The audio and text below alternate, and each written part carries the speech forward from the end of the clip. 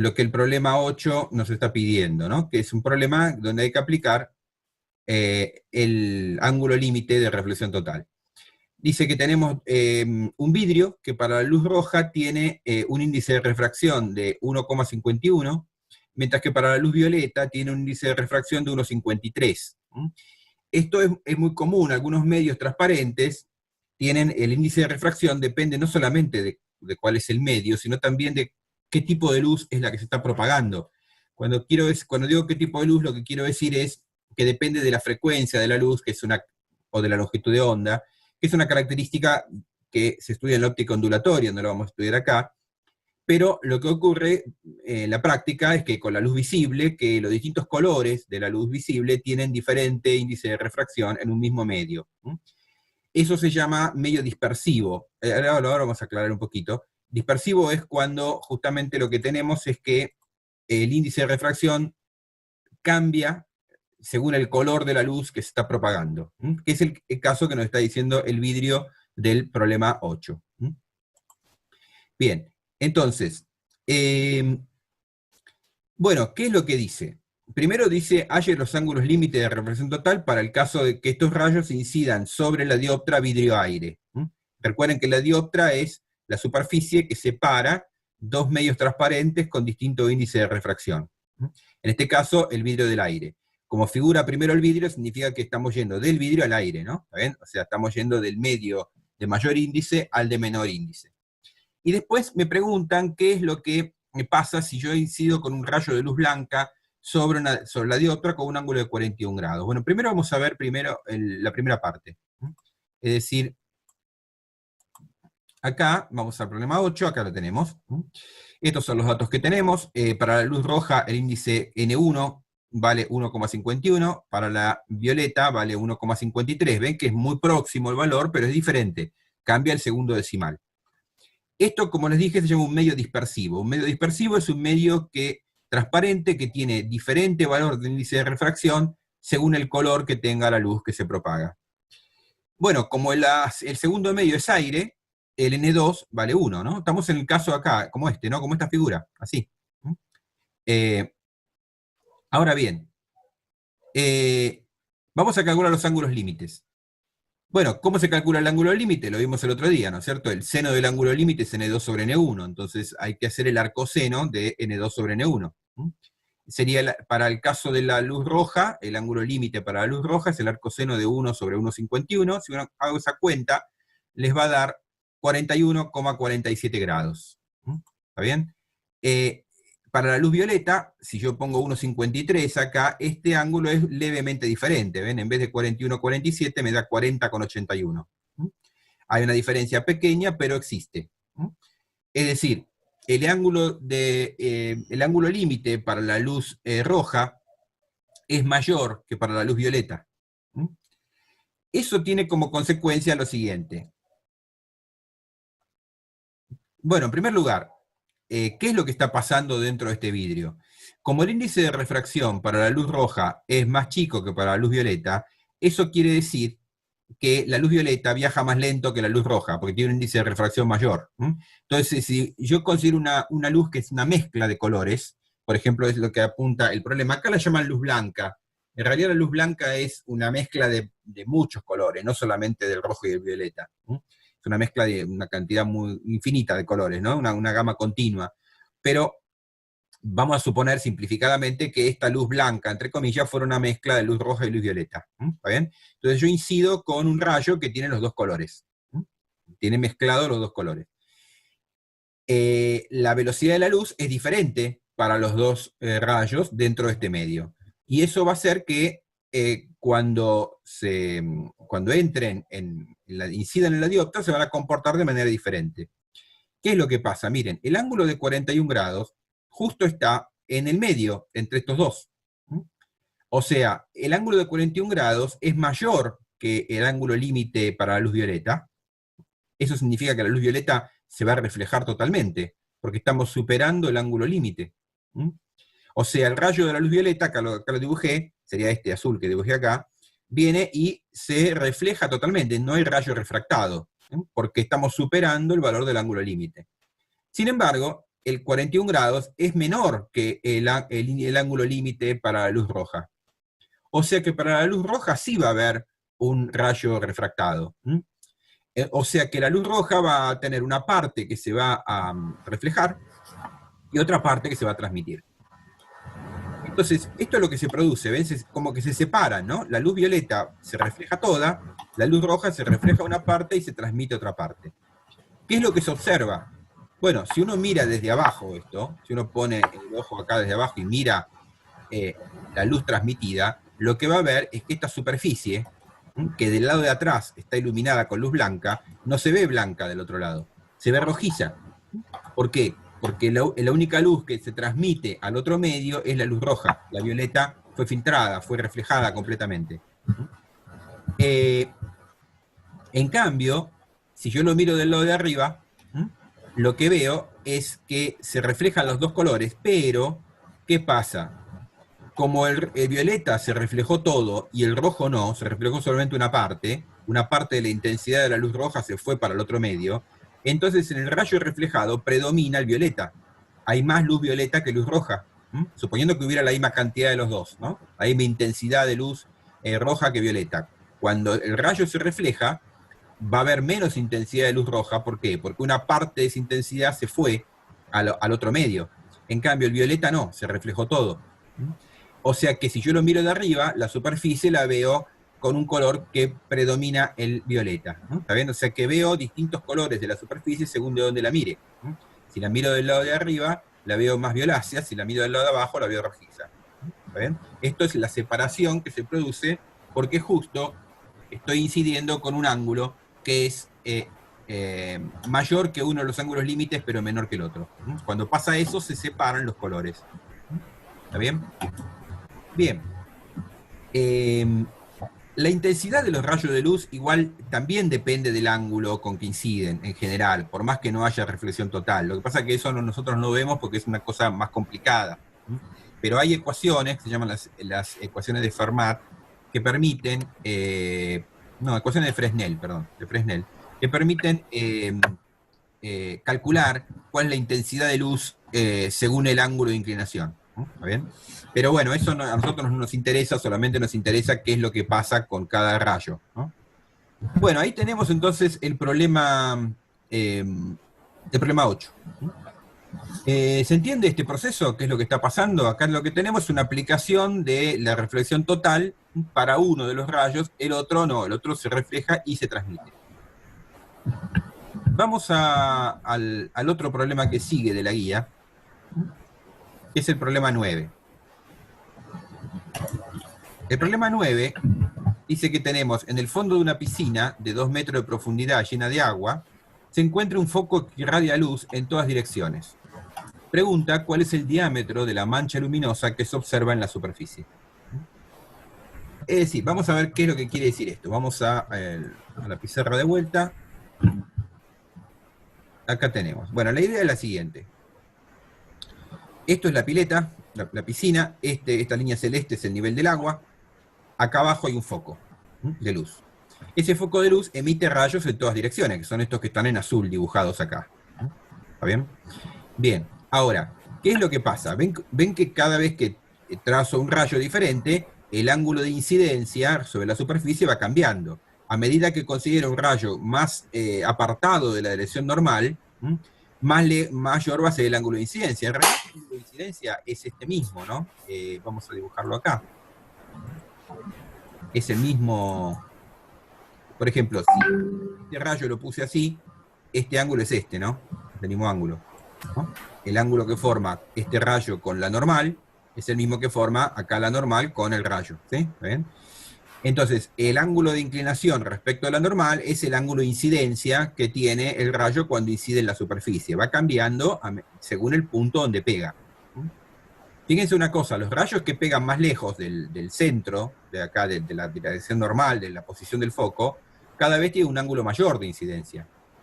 Entonces, en algún momento, ese ángulo va a alcanzar el ángulo límite, porque recuerden que acá estamos en un caso en que N2 es más chico que... Yo tengo un rayo que se propaga en el agua y que va a salir al aire.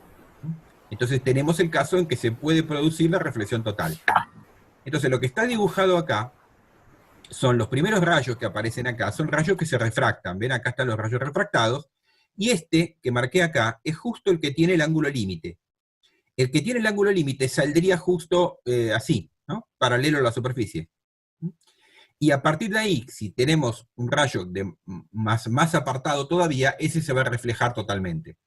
Entonces, ¿qué es lo que se observa? Del otro lado de la figura es simétrico, ¿no? Yo solo dibujé este lado, pero del otro lado pasa lo mismo.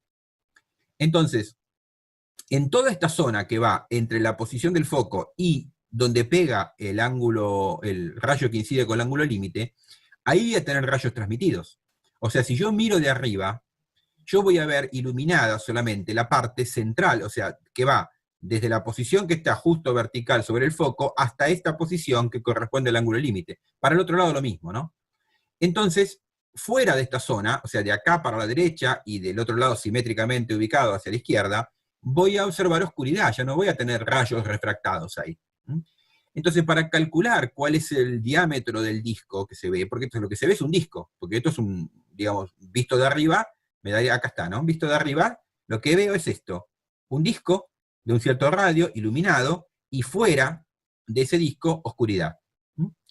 Entonces, ¿cómo puedo calcular cuál es el radio? Bueno, es una cuestión trigonométrica. Miren, acá tengo el triángulo. Este es el rayo que viene con el ángulo límite, esta es la profundidad de la pileta, este es el radio del disco, este es el ángulo límite, entonces lo calculo.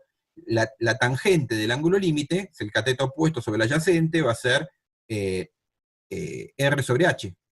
¿Saben? Por lo tanto, el radio lo calculo como el producto de H por la tangente del ángulo límite. Como estamos en el caso del agua, hay que calcular el ángulo límite. El ángulo límite es el arcoseno de N2 sobre N1. Si hacemos esa cuenta, eso nos da 48,8 grados. Muy bien, entonces venimos acá, ponemos la tangente de 48,8 grados, multiplicamos por 2 metros, y eso me da este número, 2,285 metros. Es decir, que este sería el radio del disco luminoso que se ve. Como el problema nos pide el diámetro, hay que multiplicar por 2, y eso nos va a dar 4,57 metros. ¿Está bien? O sea que lo que vamos a observar es, visto desde arriba, visto desde el aire, lo que le decía recién, un disco iluminado, donde pasan los rayos que fueron refractados, y fuera de ese disco, oscuridad, porque los rayos refractados no existen más allá de ese disco. Ahí se refleja totalmente. ¿Y qué observaríamos si yo miro desde abajo? Si en vez de poner el ojo acá arriba, me coloco en la parte inferior. ¿Qué pasaría si observo lo mismo, pero mirando desde acá? O sea, pongo el ojo ahí. Y miro desde abajo del agua. ¿Qué es lo que Vas veo? a ver un disco menos iluminado y todo lo que está alrededor más iluminado porque te rebotan los rayos. Exactamente, porque es una cuestión de conservación de la energía, digamos, porque la energía que traen los rayos se separa, ¿no? En dos partes, la reflejada y la transmitida. Entonces, en la parte donde hay rayos que se escaparon para el otro medio, voy a ver menos intensidad de luz.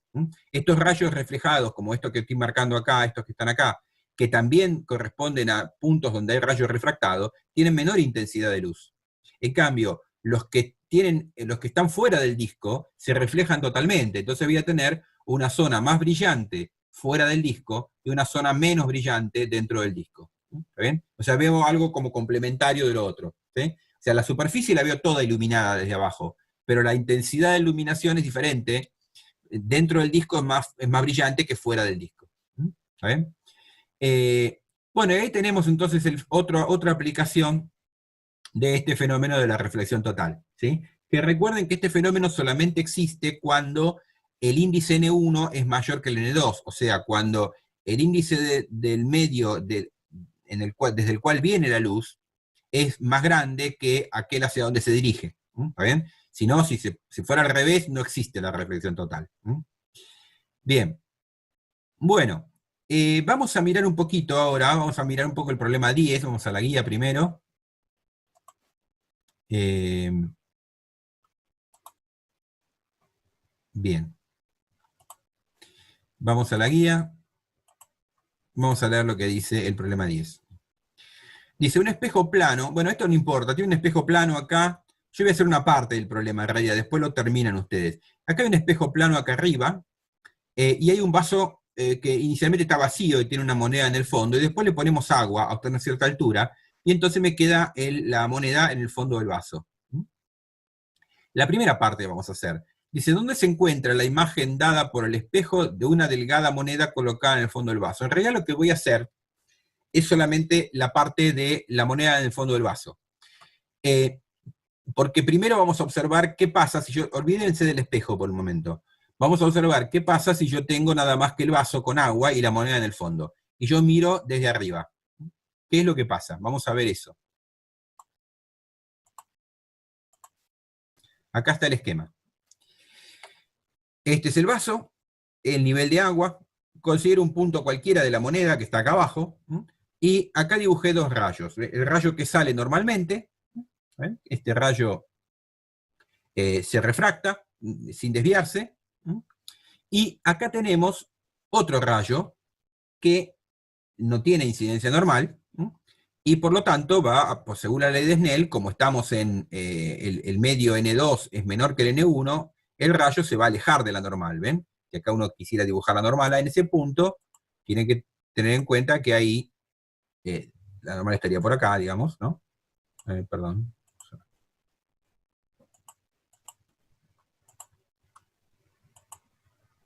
La normal estaría acá, y el ángulo de refracción es mayor que el de incidencia, o sea, el rayo se aleja de la normal.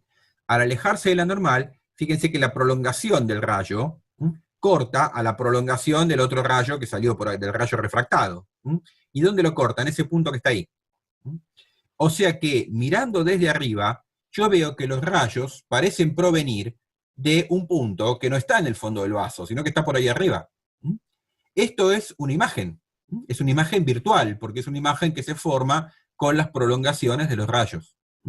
O sea que en realidad lo que voy a observar del lado de arriba es una imagen virtual de la moneda que está más cerca de la superficie de lo que está la moneda.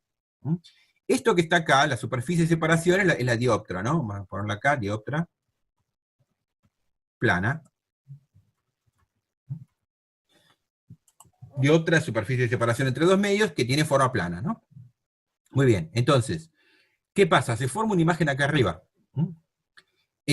Ahora, uno puede calcular, usando la ley de Snell, dónde está el punto en donde se cortan las prolongaciones de los rayos, haciendo alguna cuestión con los ángulos y los triángulos. Pero no vamos a andar haciendo el detalle de eso para no perder tiempo.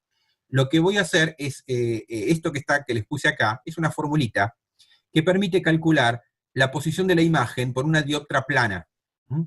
Esto es parecido a lo de los espejos. ¿Se acuerdan cuando uno tiene un espejo plano? Bueno, el espejo plano, uno llama X a la posición del objeto y X' a la posición de la imagen.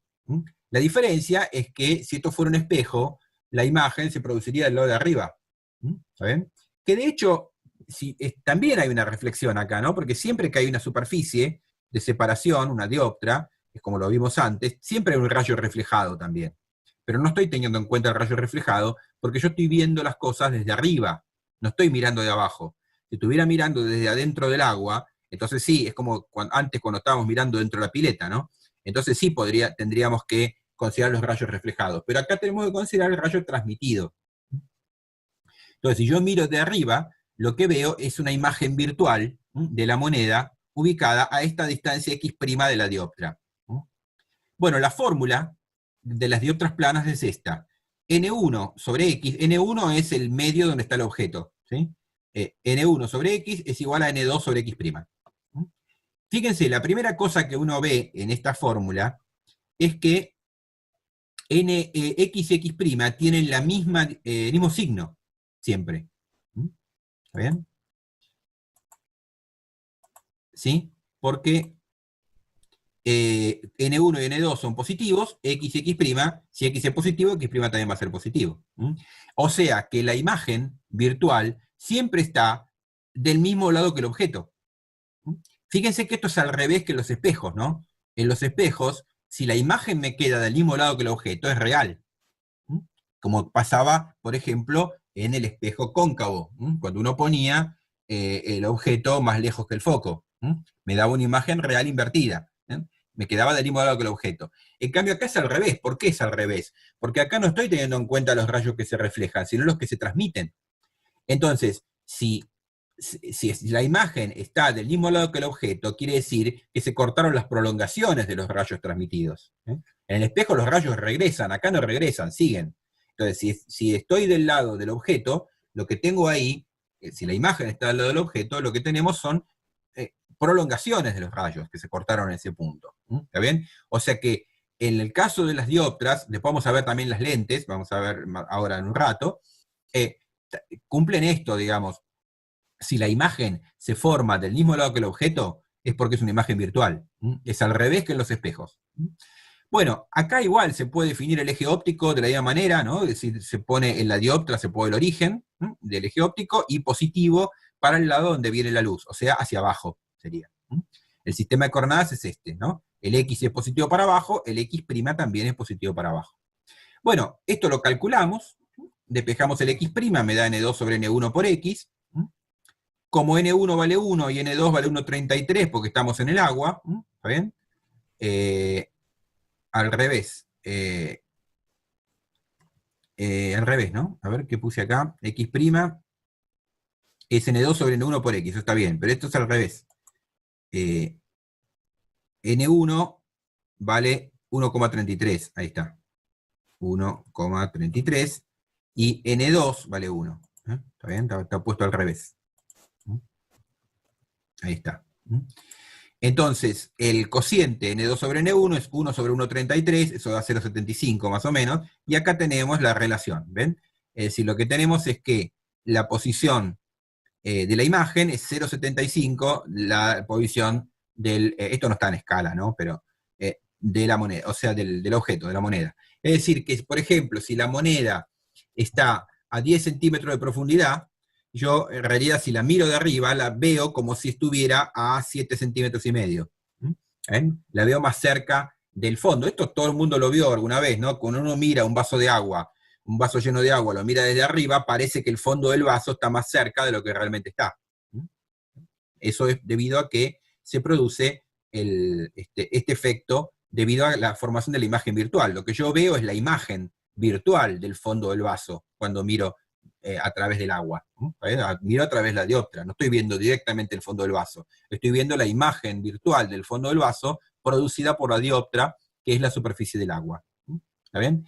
Bueno, este no tiene nada que ver con reflexión total, esto es un problema simplemente de trazado de rayos, y conviene tener en cuenta esta formulita, aunque nosotros no vamos, la única dioptra con la que vamos a trabajar matemáticamente es la dioptra plana, por eso les pongo esta fórmula, simplemente para que en estos casos la podemos usar. Bien, ahora, de acá en adelante, vamos a mirar un poquito la guía. Acá tenemos otro problema que es también de refracción, que es un prisma, donde yo tengo un rayo que incide normalmente a una de las caras, y se refracta en la otra, y lo que les pide es calcular el ángulo de desviación del prisma. No lo voy a hacer, pero le voy a indicar un poquito en la pizarra el esquema para que entiendan qué es lo que hay que calcular. Y ya a partir de ahí, a partir del 12 en adelante, ya es otra cosa lo que tenemos. A ver si hay algo más acá. No. Está bien, el prisma es lo último que tenemos. Bien.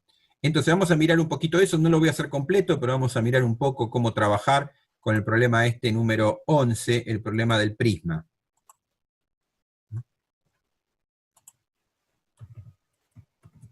Bien. Vamos a dibujarlo. Lo que tenemos acá es un prisma que tiene una cara, perdón, vamos a cambiar esto. Tiene una de las caras así. Acá tiene un cierto ángulo. Acá cerramos. Este ángulo de arriba, este ángulo del prisma, vale alfa.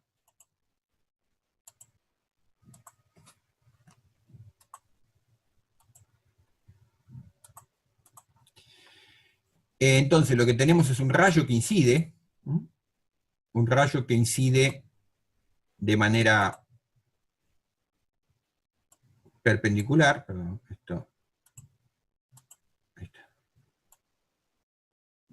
Bueno, cuando este rayo incide acá, ¿qué es lo que pasa con este rayo? No se desvía, porque incide normalmente, perdón, vamos a dibujarlo bien, el rayo continúa su trayecto. Ahora, cuando llega ahí, ahí sí se va a desviar, porque ahora la incidencia no es normal. ¿Está bien? Entonces, primero vamos a dibujar la normal a esa superficie. La normal, vamos a tratar de dibujarlo, a ver si me deja dibujarlo bien. Sí, más o menos. Ahí está. Esto que acabo de dibujar es la normal a la superficie. Y entonces, ¿cuál es el ángulo de incidencia? El ángulo de incidencia va a ser este. Eso que está ahí es el ángulo I. Bien, ahora, esto tiene un n mayor que 1. Este es nuestro n1 acá. Este n1 vale, creo que vale 1,5, dice el problema, voy a chequearlo, a ver. 1,5, sí. Entonces, esto vale 1,5. Y bueno, de este lado, por supuesto, es aire, así que tenemos que n2 vale 1. ¿Está bien? Entonces, estamos pasando de un medio de mayor índice a uno de menor índice. ¿Qué va a pasar con el rayo? El rayo se va a alejar de la normal. O sea que el ángulo con el que sale, esto va a ser una cosa así.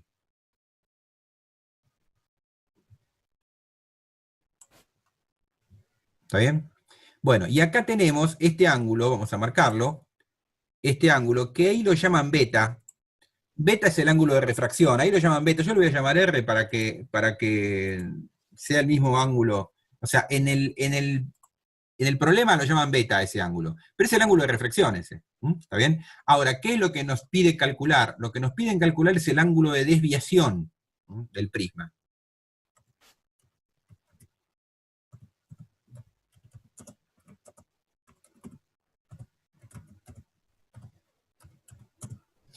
El ángulo de desviación es un ángulo que lo vamos a llamar igual que como lo llama la guía, lo llama delta.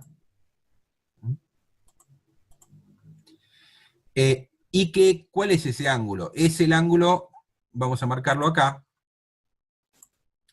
Primero vamos a marcar la continuación del rayo incidente. Vamos a marcarlo así.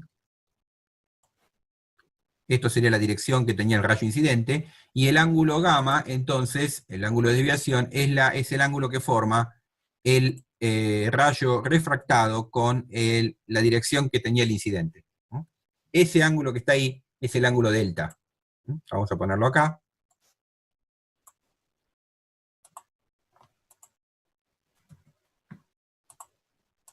Ahí está.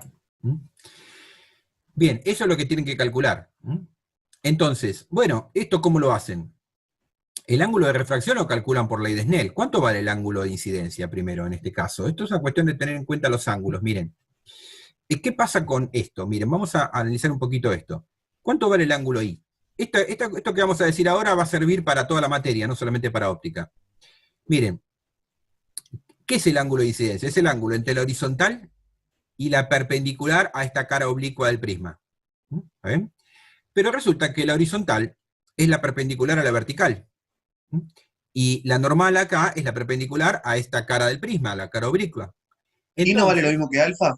claro, exactamente, el ángulo I va a ser igual a alfa, porque es el ángulo entre dos perpendiculares a dos rectas dadas. ¿Está bien? Este I entonces va a ser igual al ángulo alfa. Ahí tenemos ya algo, ¿no? Entonces, una vez que tengo eso, puedo calcular el ángulo de refracción, porque ya tengo los índices, conozco cuánto vale I, y después, ¿qué es lo que tengo que mirar acá? ¿Cómo calculo el ángulo delta?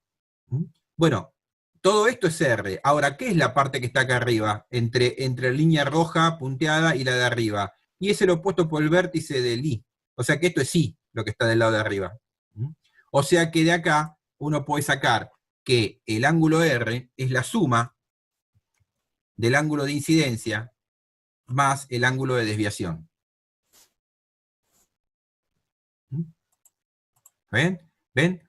Si yo sumo el ángulo I, que es este que está acá, más el ángulo de desviación, obtengo todo el ángulo de refracción. Bueno, con esto uno saca lo que pide el problema. Con esto puede calcular todo. ¿Está bien? Porque el ángulo alfa creo que es un dato. A ver, ¿qué es lo que es un dato en este problema? Lo que es un dato es... Hay que sí, sacarlo. el otro ángulo es un dato. 65 grados me dicen que es este ángulo de acá. Vamos a marcarlo. Este ángulo de acá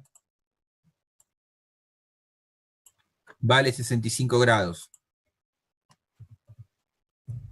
Bueno, como esto es un ángulo recto, de acá sacamos lo que es el complementario, vale 25. ¿Está bien? Esa alfa vale 25 grados. Una vez que tengo el ángulo alfa, tengo el I, calculo por la ley de Snell el R, y después hago la diferencia para calcular el delta, ¿sí? ¿Está bien? Es una cuestión de ángulos nada más. ¿Está bien? Esto, entonces, sería lo que tienen que hacer para el problema 11. ¿Sí? Bien. Ahora, de ahí en adelante ya la guía de problemas empieza a hablarnos de otra cosa, empieza a hablarnos de lentes. Entonces vamos a ver primero, para ver las lentes, primero vamos a ver, simplemente por una cuestión de teoría nada más, pero no vamos a hacer cálculos, pero vamos a ver las dioptras esféricas. En vez de tener una dioptra plana, ahora vamos a trabajar con una dioptra que tiene forma esférica. Esto se parece a un espejo. ¿Saben? Por ejemplo, lo que pasa es que la diferencia es que en el caso del espejo los rayos rebotan y acá siguen de largo. Voy a dibujar un eje óptico y voy a dibujar una superficie circular, digamos, un pedazo de círculo, y lo voy a dibujar más o menos por acá, después lo borro. No, esperen que esto tengo que ponerlo. Ahí está. Vamos a suponer que es esto, así. Y ahora vamos a borrar la parte que no nos interesa. Esto es lo mismo que hicimos cuando hicimos los espejos esféricos, ¿no? ¿Ven? Muy bien.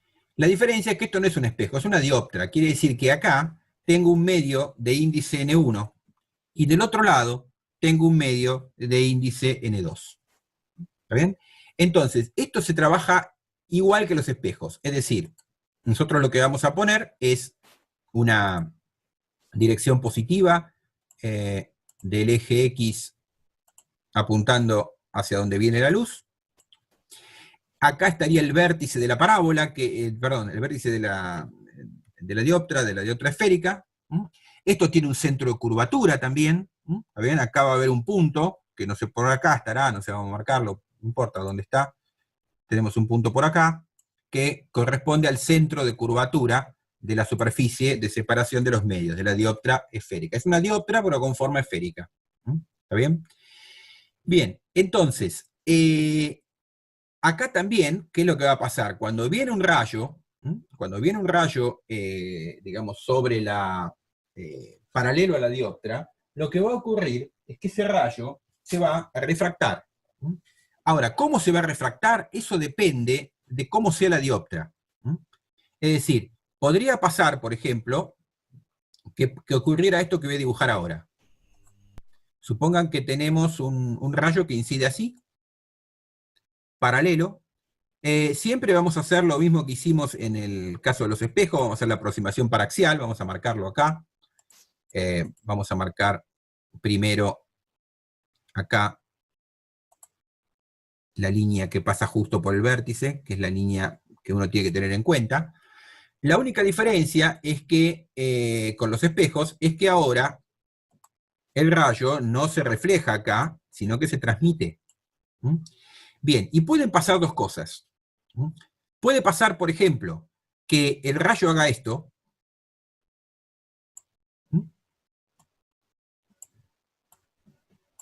¿Sí? Y en ese caso, el punto donde corta al eje óptico se llama el foco, igual que en el caso de los espejos, ¿no? Es decir, tenemos acá un foco que estaría ubicado acá.